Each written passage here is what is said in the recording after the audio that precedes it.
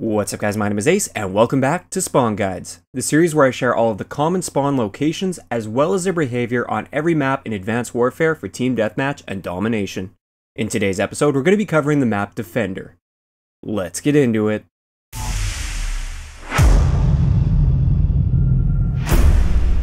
Alright guys, so I have taken a pretty big break from this series for quite a long time, and a lot of you are probably new since then, so you might be brand new to this series. Basically for this, if you haven't seen the first and second episode, the first two parts, make sure you go and watch those first, because that really explains the base of knowledge that you need to understand what I'm talking about throughout the rest of this series. So I will leave annotation links right here on the screen, as well as links in the description. Go and check those out first, and then come back and you'll be able to understand exactly what I'm talking about in this video. Okay, so let's get right into the Team Deathmatch spawns on Defender. So for this one, they're actually really nice and straightforward. Even though this map isn't necessarily like a really narrow, linear looking map, the spawns behave in a linear fashion. So we basically have 4 quadrants on this, 4 different corners of the map, and we don't really have too many spawns towards the middle of the map, and we don't even have spawns towards like the middle edges of the map, which is kind of nice. It's basically there's one side of the map that you can spawn at, or there's the other side of the map that you can spawn at. And with each side, there's basically 2 different quadrants or zones. So I'm going to basically blast through this relatively quickly and just point out the spawn locations. One spawn that might be a little bit confusing just looking at this map is the one by that piece of aircraft there. I don't know what kind of a plane or helicopter thing that is, but the piece of aircraft that's on the helipad, that one is actually on top of the helipad and not below it. Whereas the one that's towards the rear of that piece of aircraft, that one is actually on the ground. Actually, the water will come in after that dynamic event on the map, and you'll be standing in the water, whereas the one that's in the middle of the helipad, you're actually standing on top of it. So I just wanted to point that one out real quick. Aside from that, it's pretty straightforward.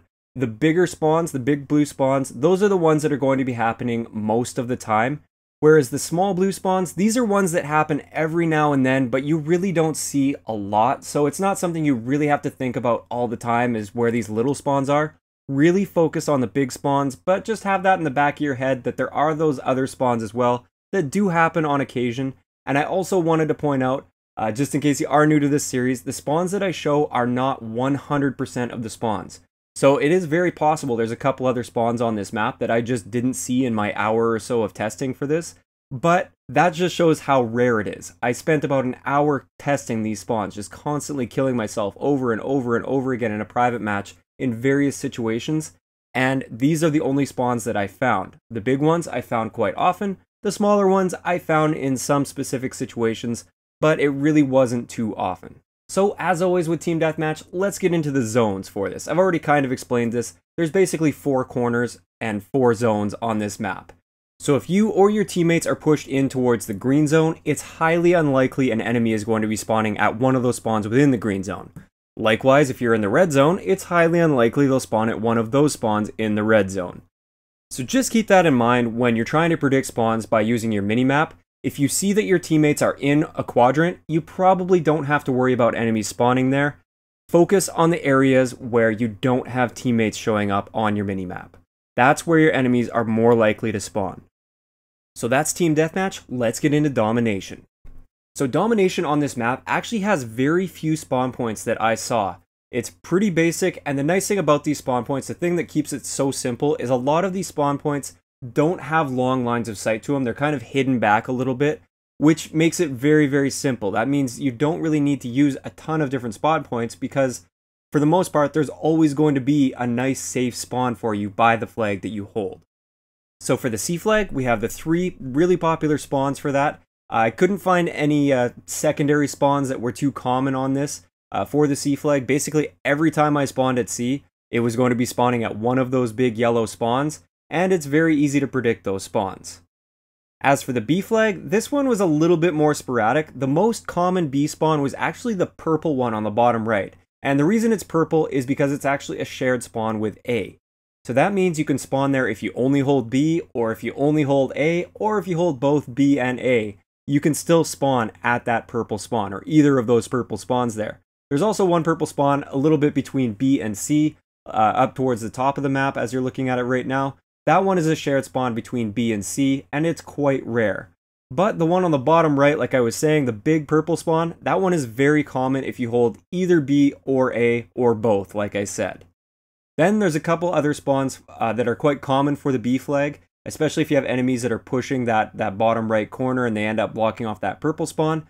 You might get a spawn up towards the left-hand side of the map, a little bit towards where those rocks are. You basically spawn on top of those rocks. There's actually a rock glitch in there that I'm not going to mention because I don't share glitches.